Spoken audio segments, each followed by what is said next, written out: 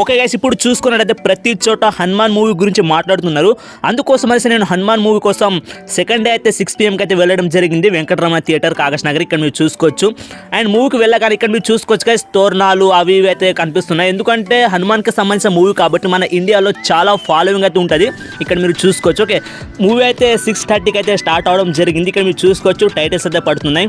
ఇప్పుడు మూవీ గురించి మాట్లాడుకున్నట్టయితే నాకైతే నచ్చింది గైస్. ఇప్పటి వరకు హనుమాన్కి సంబంధించిన మూవీస్ చాలా రావడం జరిగింది. అందులో ఇదే బెస్ట్ అని నేనైతే అనుకుంటున్నాను. ఎందుకంటే VFX అనేవి చాలా బాగా వర్క్ అయితే అవ్వడం జరిగింది. ఓకే, హనుమాన్ని చాలా బాగా చూపించారు గైస్. ప్రతి ఒక్కరికి ఈ మూవీ అయితే నచ్చుతుంది, నేనైతే అలానే అనుకుంటున్నాను. ఓకే, ఎవరైనా ఇంకా చూడకపోతే వెళ్ళి చూడండి. ఇక్కడ మీరు చూసుకోవచ్చు, మేమైతే 9కి అయితే బయటకైతే రావడం జరిగింది.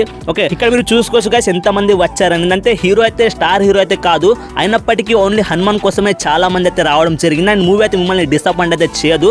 ఓకే, అందుకోసం వెళ్ళి అందరూ చూడండి. నేనైతే టీ తాగేసిన తర్వాత ఇంటికైతే రావడం జరిగింది. అండ్ బాయ్, జై శ్రీరామ్.